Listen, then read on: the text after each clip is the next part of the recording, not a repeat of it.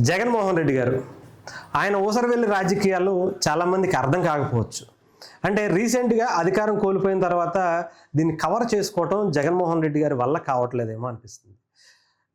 మొన్న వక్ఫ్ భూములకి సంబంధించి మద్దతు పలికేశారు. పెర్ని నాని గారు ముస్లిమ్స్ అందరూ మధ్యలో కూర్చొని క్యాప్ పెట్టేసుకొని చక్కగా వాళ్ళు ఇచ్చినటువంటి శాలువా కప్పేసుకొని ఇంకేంటి వక్ఫ్ బిల్లుకి సంబంధించి ఆయన ముస్లిమ్స్‌కి సపోర్ట్ చేస్తున్నారు. వక్ఫ్ బిల్లుని వ్యతిరేకిస్తూ ఈసారి ఓటు వేస్తానని కూడా చెప్పారు.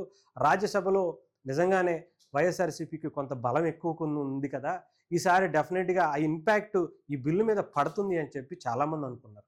ఒక అంటే పార్లమెంట్‌కి సంబంధించినటువంటి 2 సభల్లో ఒక సభలో డెఫినిట్‌గా బీజేపీకి బలం ఉంది కదా! పోతది అనుకున్నారు. ఇంకొక సభలో డెఫినిట్‌గా సపోర్ట్ ఇస్తుంది కదా! ఎందుకు ఇస్తుంది? నిజంగానే అసలు ముస్లింల మీద జగన్మోహన్ రెడ్డి గారికి ఉన్నంత ప్రేమ ఇంకా ఏ పార్టీకి కూడా లేదు అనుకునే విధంగా కనిపించింది. తీరా ఇప్పుడు నిజం తెలుసుకునుంటే ఆయనకి సంబంధించినటువంటి భూములు కూడా ఈ వక్ఫ్ భూముల్లో ఉన్నాయంట. అదేంటో తెలుసా? ఏదైతే జగన్మోహన్ రెడ్డి గారికి బలహీనత అవుతుందో అదే సాక్షి పేపర్, సాక్షి టీవీ.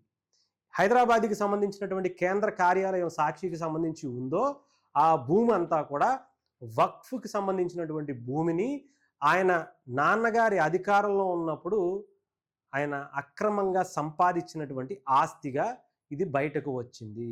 అది గనక బిల్లు పాస్ అయితే మరి ఇది జగన్మోహన్ రెడ్డి గారి మీదే పడుతుందిగా. అందుకని ఏం చేస్తున్నారంటే బిల్లు పాస్ అవ్వకుండా ఆయన చేసేటువంటి ప్రయత్నం చేశారు. అక్కడ పోనీ ఏమన్నా నిజంగానే బీజేపీకి యాంటీగా నిలబడతారంటే అది లేదు. ఆ ధైర్యం కూడా లేదు. ఎందుకంటే అక్కడికి వెళ్ళేటప్పటికి ఆ బీజేపీకి సంబంధించినటువంటి వాళ్ళని ఎదిరిస్తే జగన్మోహన్ రెడ్డి గారిని తీసుకెళ్ళి మళ్ళీ చెప్పకూడదు తినిపిస్తారు.